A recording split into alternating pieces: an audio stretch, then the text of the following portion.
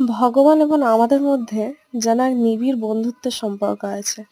দেখবে আমার সঙ্গে যেটা হয় তোমাদের সকলের সঙ্গে নিশ্চয়ই সেরকম কিছু একবার না একবার হয়েইছে। আমরা যত কঠিন পরিস্থিতিতে পড়ি না কেন, আমাদের ১ম কিন্তু ভগবানের কথাই মনে পড়ে। সেরকম রাগে, দুঃখে, অভিমানে সবার ১ম এ আমাদের ভগবানের মুখটাই ভেসে আসে। ঠিক সেইরকমই যখন আমরা খুব ভালো থাকি তখনও কিন্তু ভগবানের কথাই আমাদের মনে পড়ে সকলের আগে। কারণটা হয়তো এইটাই যে ভগবান আমাদের আত্মার মধ্যে মিশে আছে।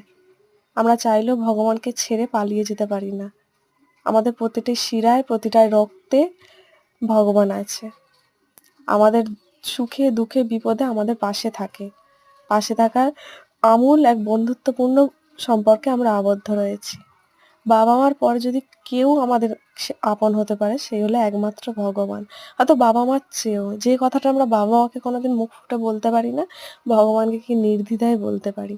ভগবানের কাছে রাগ প্রকাশ করতে পারি, দুঃখ প্রকাশ করতে পারি।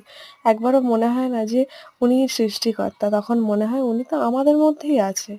আমাদের যিনি সৃষ্টি করেছে তার সঙ্গে অবশ্যই আমরা তো কথা বলতেই পারি, তাই না? ভগবান আর আমাদের এই বন্ধুত্ব বেঁচে থাকুক সারা জীবন।